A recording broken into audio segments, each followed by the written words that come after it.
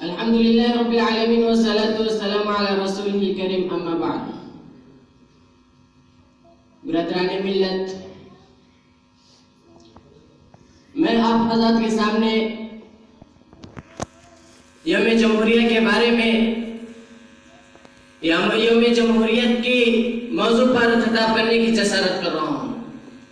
سامعین کرام، ہمارا ملک ہندوستان ایک جمہوری ملک ہے اور اسے جمہوریہ بنے ہوئے نصف صدی گزر چکی ہے.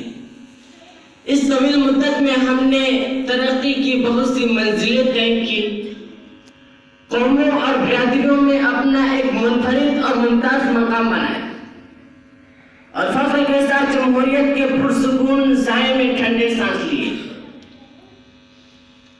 کیونکہ ملک کی جمہوریت میں مذہبی آزادی اور قومی حقوق ملتے ہیں، مگر آج کی حکومت اسی جمہوریت کی نفی کر کے اس کی جگہ ایک نیا قانون لانے کی طرف ہو گئی ہے. آئیے سابقہ 69 سالوں میں آئین کی فعالیت اور اس کی افادیت کو سامنے رکھ کر یہ فیصلہ کریں اور دیکھیں کہ کمی آئین میں ہے یا ان کی پالیسی موجودہ حکومت کی نیت اور نظر میں. تو دوستو، ہمارے آئین کی تشکیل کا عمل ان معتبر اور معتبر لیڈروں کے ذریعے وجود میں آیا ہے جنہوں نے وطن عزیز میں اس کی آئین کی نفاذ کے نتیجے میں ایک ایسے معاشرے کا خواب اپنے سینوں پہ وسط کر رکھا تھا کہ جس میں سیاسی، سماجی اور اقتصادی انصاف کرتے وقت نسلی، گروہی، علاقائی، لسانی، مذہبی اور معاشرتی تعصب کو کوئی جگہ نہ ملے، اونچ نیچ، ذات پات اور مذہب کے بنیاد پر کوئی فیصلہ نہ ہو، سب کو عزت و احترام ملے، اظہار خیال کی آزادی ہو، تمام زبانوں اور نظریوں کو پھلنے پھولنے کا موقع ملے، سب کے سب فیصلہ اور قانون سازی میں اپنے آپ کو برابر کا شریک مانے، مظلومی، بے بسی اور بے چارگی سے انہیں چھٹکارا ملے.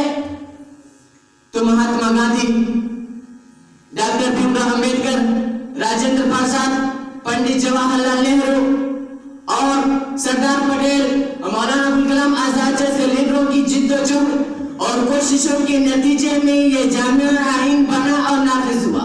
مگر افسوس، سدا افسوس، اس 69 سال میں بھی اچھے نتائج مرتب نہ ہو سکے. آخر ایسا کیوں ہوا؟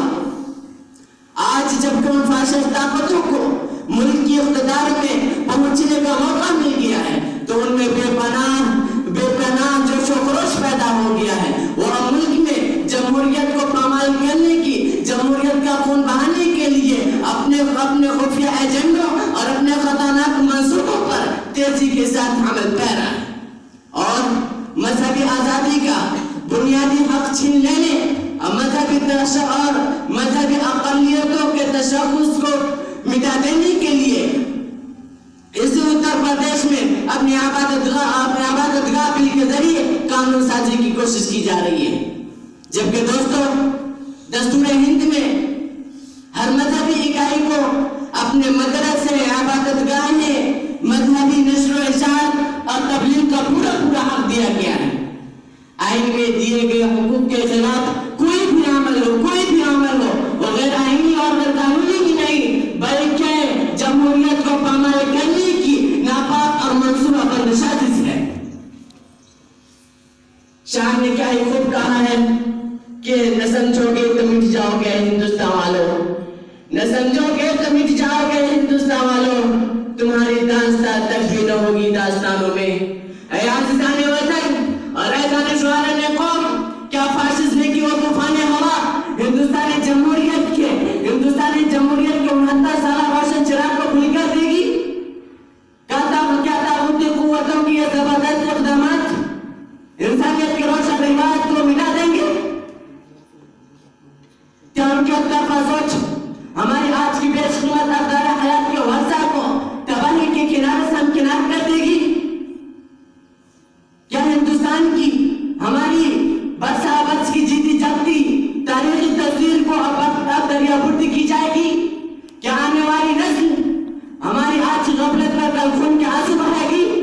اگر ایسا ہے اور یقیناً ہے تو کیا ہندوستان کی جمہوریت کا یہ تاریخ ترین دور ہمیں یہ دعوت نہیں دے رہا ہے کہ ہم ملک میں انسانیت نواز امن دوست اور سیکولر جمہوریت کے حامی فاسزم کے اس ذیل رواں کو روکنے کے لیے اپنے مضبوط ارادے اور پختہ عزم کو سے پہل کریں؟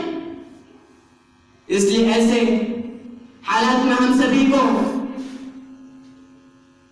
اپنے زبردست اور پختہ عزم کے ساتھ ان سیاسی دلالوں سے ڈٹ کر مقابلہ کریں۔ میں اسی بات کو اپنی ترجمہ ختم کرتا ہوں۔ وآخر دعوانا الحمدللہ رب العالمین۔